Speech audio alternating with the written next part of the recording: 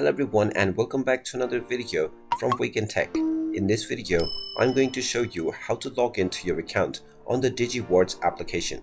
So let's get started right away. First of all, open up the Digiwards application on your device, and if you haven't logged into your account already, you will see the login button.